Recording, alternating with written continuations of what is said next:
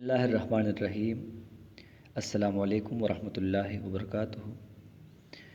Dear students, class 10th में हमारा chapter चल रहा था जेनेटिक्स के बारे में, इनहेरिटेंस। इसी चैप्टर में हमने प्रीवियस क्लास तक दो लॉज डिटेल के साथ डिस्कस किए जो मेंडल का काम था, लॉ ऑफ सेग्रीगेशन और लॉ ऑफ इंडिपेंडेंट असॉर्टमेंट। इसके बाद हमने एवीओ ब्लड ग्रुप के बारे में जिक्र किया, डोमिनेंट रिसेसिव अलील्स और जीन्स के बारे में जिक्र किया। इंशाल्लाह आज हमारा टॉपिक होगा वेरिएशन एंड एवोल्यूशन। दो टर्म है यहाँ पर, एक वेरिएशन है और दूसरा एवोल्यूशन है। दोनों अलग अलग टर्म्स हैं एक दूसरे से। सबसे पहले आते हैं वेरिएशन की तरफ। वेरिएशन क्या चीज़ है? Differences of size, form, color, habit and physiology among individual of the same species are known as variation. Same species के दरमियान यानी तमाम इंसानों के दरमियान तमाम इंसान एक दूसरे से वेरिएड है, मुख्तलिफ है ना, है तो तमाम इंसान, पर अगर हम 4-5 बंदों को सामने खड़ा कर देते हैं, हम गौर से ऑब्ज़र्व कर देते हैं, उसमें कोई भी दो इंडिविजुअल ऐसे नहीं होंगे जो 100% सेम होंगे। सिमिलरिटी तो है इंसानों में, दो हाथ होते हैं, दो पाँव होते हैं, दो आइज़ होते हैं, एक ही साइज़ एक ही डिज़ाइन का हेड होता है, फिर भी डिफरेंसेस हैं।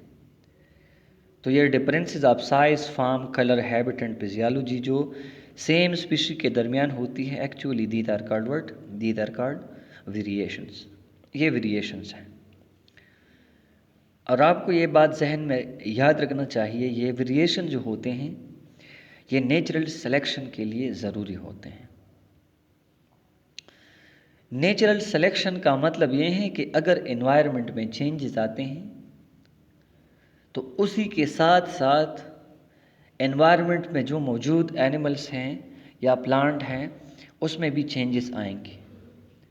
फिर चेंजेस दो तरह के हैं, positive changes and negative changes. तो अगर चेंजेस पॉजिटिव हैं तो वो ऑर्गेनिज्म एनवायरनमेंट में ज़्यादा सक्सेसफुल होगा, डोमिनेंट होगा। और अगर नेगेटिव चेंजेस आए तो नेगेटिव चेंजेस की वजह से वो नाकाम हो जाएगा उसी एनवायरनमेंट में और फाइनली ख़त्म हो जाएगा।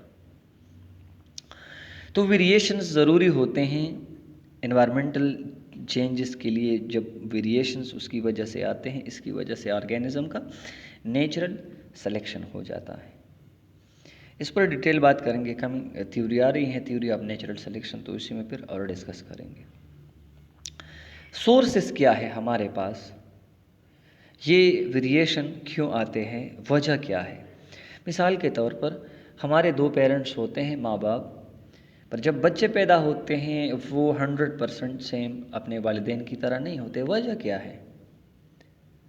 मुख्तलिफ रीज़न्स हैं, जेनेटिक्स के भी है, इसके अलावा एनवायरमेंटल फैक्टर भी कुछ मौजूद हैं। तो सबसे पहले हमारे पास बुनियादी तौर पर 5 रीज़न्स होते हैं बड़े। उसमें सबसे पहला रीज़न्स होता है इन वेरिएशन के लिए responsible reason, genetic recombination of chromosomes. जिस तरह हमें मालूम है कि बॉडी में जब गैमीट्स बनती है, यानी मेल बॉडी में स्पर्म और फीमेल बॉडी में जब एग बनती हैं, तो ये मियोसिस के प्रोसेस पर बनते हैं, नॉट बाय माइटोसिस। तो हमें मालूम है कि मियोसिस प्रोसेस के दौरान ये जो होमोलोगस क्रोमोसोम होते हैं ये एक दूसरे से सेपरेट हो जाते हैं और इंडिपेंडेंटली मूव करते हैं मुख्तलिफ न्यूक्लियस की तरफ। इसी तरीके से क्रोमोसोम का एक नया कम्बिनेशन बन जाता है डॉटर सेल में, गैमीट्स में। तो पेरेंट में इनका कम्बिनेशन अलग था, अब उसके जो गैमीट्स बने, गैमीट्स में उन क्रोमोसोम्स का कम्बिनेशन अलग है। तो उससे जब बच्चे पैदा होते हैं तो वो पेरेंट की तरह उनमें पेरेंट्स की तरह उनके साथ सिमिलरिटीज़ होते हैं पर वो सेम नहीं होते। तो वजह क्या है? वजह है रिकम्बिनेशन ऑफ क्रोमोसोम। इनका क्रोमोसोम का रिकम्बिनेशन यहाँ पर इस वेरिएशन के लिए एक रिस्पॉन्सिबल रीज़न है। दूसरा वजह वेरिएशन के लिए है क्रॉसिंग ओवर। ये एक फिनोमेना है जो होता है प्रोपेस के दौरान। हमारे पास सेल डिवीजन के कुछ पेजेस हैं, मेटापेस है, एनापेस है, टेलोपेस है और प्रोपेस है। तो प्रोपेस वाले स्टेज के दौरान या इसी पेस के दौरान जब मियासिस होती है तो उसमें जब प्रोपेस स्टेज आता है तो यहाँ पर एक फिनोमेना होता है, उसको कहलाता है क्रॉसिंग ओवर। ये क्रॉसिंग ओवर क्या है? तो बुनियादी तौर पर जो क्रोमेटिड्स होते हैं, क्रोमेटिड ऑफ होमोलोगस क्रोमोसोम। अब क्रोमेटिड क्या चीज़ है? तो ये हमने पढ़ा था, क्रोमोसोम का जो 2 हाल्फ्स होते हैं क्रोमेटिड। तो होमोलोगस क्रोमोसोम्स के जो क्रोमेटिड्स होते हैं वो एक दूसरे के साथ जीन्स एक्सचेंज करते हैं। एक वाले से जीन्स आते हैं दूसरे में और दूसरे वाले से जीन्स आते हैं और पहले में। And basically this process is called crossing over. तो इस क्रॉसिंग ओवर की वजह से क्रोमोसोम्स पर जीन्स का एक नया कॉम्बिनेशन आता है। जिस तरह आप यहाँ पर देख सकते हैं क्रॉसिंग ओवर में, तो अगर आप यहाँ पर लास्ट क्रोमोसोम्स को देखिए इन दोनों को, तो ये जो ग्रे कलर में है इसमें रेड का यहाँ पर पार्ट है और जो रेड कलर क्रोमोसोम है उसमें ग्रे का पार्ट है। Basically these are the exchange genes. ये वो जीन्स हैं जो उन्होंने एक्सचेंज की। पहले होमोलोगस क्रोमोसोम यहाँ पर है, अब ये प्रोपेस के दौरान क्रॉसिंग ओवर का प्रोसेस होती है तो ये रिकम्बिनेंट क्रोमोसोम्स हैं, फिर ये पार्ट एक्सचेंज करते हैं और फिर सेपरेट हो जाते हैं। Basically this process is called crossing over और वेरिएशन के लिए ये एक रिस्पॉन्सिबल प्रोसेस है। इसके बाद तीसरा प्रोसेस है रैंडम फर्टिलाइजेशन। तो जैसा हमें मालूम है कि हर एक गैमेट में यूनिक सेट ऑफ जीन्स होता है, मतलब अलग अलग जीन्स होते हैं। तो जब रैंडम फर्टिलाइजेशन होती है मतलब कुछ गैमेट्स मेल से आते हैं, कुछ गैमेट्स फीमेल से आते हैं, एज अ रिजल्ट एक नया कॉम्बिनेशन बनता है जीन्स का और एज अ रिजल्ट स्पीशी जो होते हैं वो अपने पेरेंटल स्पीशी से सिमिलरिटी तो रखती हैं पर वो उससे चेंज आता है, उसकी तरह सेम नहीं होता। ये रैंडम फर्टिलाइजेशन है। The fourth reason is mutation.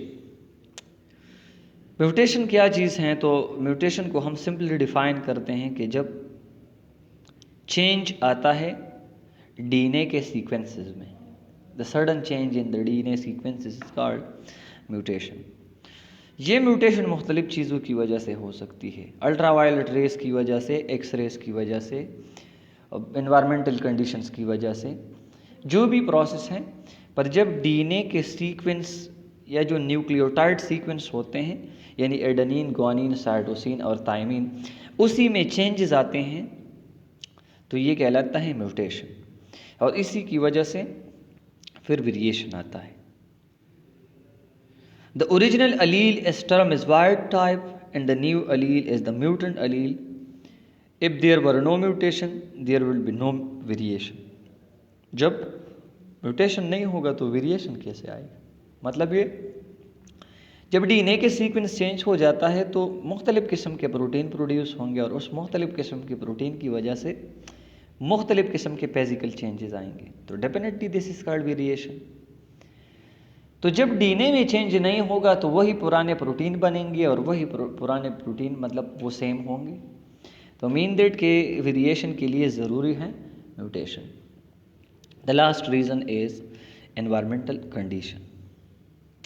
एक बात बेटा आप याद रखिए, एनवायरमेंटल कंडीशन की वजह से क्या हो जाता है, इसकी वजह से तो एनवायरमेंटल जो चेंजेस होते हैं वो तो बुनियादी तौर पर वेरिएशन में या जो वेरिएशन के जो इनिशियल प्रोसेस है मतलब उसको खास तो नहीं कर सकती, पर आप याद रखिए कि जब वेरिएशन काज या प्रोड्यूस हो जाए तो जो इंडिविजुअल इन्वायरमेंट में ज़्यादा सूट हैं उसको ज़्यादा सर्वाइवल के चांसेस मिलते हैं।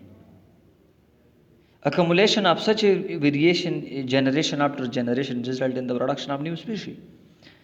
तो जब एक ऑर्गेनिज्म में चेंज आया, अगर उसकी चेंज उस इन्वायरमेंट में सूटेड हैं, वही ऑर्गेनिज्म यहाँ पर कामयाब हो जाता है।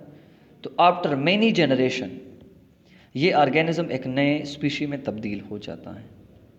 और अगर एक ऑर्गेनिज्म में वेरिएशंस आते हैं और उसके प्रोड्यूस्ड वेरिएशन अपने एनवायरनमेंट में सूट नहीं है तो क्या होगा, वो एक्सटेंड हो जाएगा और वो ख़त्म हो जाएगा, बल्कि उसका कंप्लीट नस्ल भी ख़त्म हो जाएगा, क्योंकि वो एनवायरनमेंट के साथ फिट नहीं है। तो द लास्ट वन हमारे पास था एनवायरमेंटल कंडीशन। आते हैं कंटिन्यूस एंड डिसकंटिन्यूस वेरिएशन। दो तरह के वेरिएशंस होते हैं, एक वेरिएशन कंटिन्यूस कहलाते हैं, दूसरे वेरिएशन डिसकंटिन्यूस कहलाते हैं। कंटिन्यूस वेरिएशन में क्या है, वो वेरिएशन जिसके फिनोटाइप ज़्यादा हो, वो वेरिएशंस जिसके फिनोटाइप ज़्यादा हो, मीन दैट के इंटरमीडिएट कैरेक्टर्स इसमें ज़्यादा मौजूद होते हैं, तो ऐसे वेरिएशन कंटिन्यूस कहलाते हैं। और ज़रूरी है कि इसके लिए ज़्यादा जीन रिस्पॉन्सिबल होगा। कंटिन्यूस वेरिएशन में जो कैरेक्टर्स होते हैं उसमें 2-3 नहीं बल्कि ज़्यादा जीन रिस्पॉन्सिबल्स होते हैं, मल्टीपल जीन्स। मिसाल के तौर पर इंसान के स्किन का कलर, इसके लिए सर्वल जीन रिस्पॉन्सिबल है। आप 10 बंदों को सामने रख के उसकी स्किन को ऑब्जर्व करें तो मेरे ख्याल से 10 बंदों में 2 बंदे ऐसे नहीं होंगे जिनका स्किन का कलर एग्जैक्टली मैच होगा। 10 बंदों का कलर एक दूसरे से अलग अलग होगा। मीन दैट कि ये जो वेरिएशन है इसके ज़्यादा फॉर्म हो सकते हैं और इसके लिए ज़्यादा जीन रिस्पॉन्सिबल होंगे। इसके अलावा इसका एक और एग्जांपल हाइट है। हाइट भी एक कंटिन्यूस वेरिएशन है। हर एक बंदे का, हर एक इंडिविजुअल का हाइट अलग अलग होता है, कुछ सेंटीमीटर, कुछ इंचज़ में, कुछ मिलीमीटर के हिसाब से एक दूसरे से अलग होगा, पर अलग होगा ही, ठीक है। इसके अलावा IQ यानी इंटेलिजेंस वगैरह, ये तमाम चीज़ें जो हैं ये कंटिन्यूस वेरिएशन के एग्जांपल्स हैं। दूसरा हमारे पास वेरिएशंस आते हैं डिसकंटिन्यूस वेरिएशन। तो डिसकंटिन्यूस वेरिएशन जो होते हैं वो कुछ फ्यू और क्लियर कट फिनोटाइप इसके होते हैं। मतलब ये है कि आप इस तरह जो डिसकंटिन्यूस वेरिएशन है इसको आप आसानी से और बिल्कुल क्लियरली ऑब्जर्व कर सकते हैं एक इंडिविजुअल में। और दूसरी बात, इसके लिए कम जीन रिस्पॉन्सिबल होते हैं, ठीक है। ह्यूमन ब्लड ग्रुप हमारे पास इसका एक एग्जाम्पल है कि हमारे बॉडी में या इंसानों में ह्यूमन ब्लड ग्रुप सिर्फ 4 टाइप्स हैं, A, B, AB and O। There are only 4 blood groups और इसके लिए बस 3 जीन रिस्पॉन्सिबल हैं। इसके अलावा दूसरा हमारे पास डिसकंटिन्यूस वेरिएशन का एग्जाम्पल है ईयर शेप। ईयर शेप में कुछ लोग होते हैं, ये डिसकंटिन्यूस वेरिएशन का एग्जाम्पल है। उन्होंने यहाँ पर कंटिन्यूस लिखा है, बुक वालों ने, ये उनसे गलती हुई है। तो 2 तरह के ईयर शेप होते हैं। कुछ लोग होते हैं जिनका ईयर उसके पेस के साथ अटैच होता है, this is called attach ear lobe. और कुछ लोग होते हैं जिनका ईयर लोब यानी ईयर का निचला जो हिस्सा होता है वो पेस के साथ जुड़ा हुआ होता है, this is called attach ear lobe. और जिनका फ्री होता है वो कहलाता है फ्री ईयर लोब। तो ये बिल्कुल एक वाज़ेह कैरेक्टर है और इसके लिए सिर्फ 2 जीन रिस्पॉन्सिबल है। एक अटैच हिस्सा बनाता है, दूसरा डिटैच यानी फ्री हिस्सा बनाता है। पर इसके बरक्स आप अगर दूसरे साइड पर जो बंदे आपको नज़र आएंगे, ये एक कंटिन्यूस वेरिएशन का एग्जाम्पल है ह्यूमन हार्ट, जिसमें पीनोटाइपिक जो अफेरेंस हैं वो बहुत ज़्यादा हो सकता है। ठीक है, तो 2 तरह का हमारे पास ये वेरिएशंस हैं। बेटा होम असाइनमेंट आप लोगों के लिए क्या होगा? होम असाइनमेंट आप लोगों के लिए होगा write and memorize crossing over. Crossing over को राइट करना है और मेमोराइज करना है। इंशाल्लाह आज के लिए इतना काफ़ी होगा, फर्दर कमिंग क्लास में पढ़ें।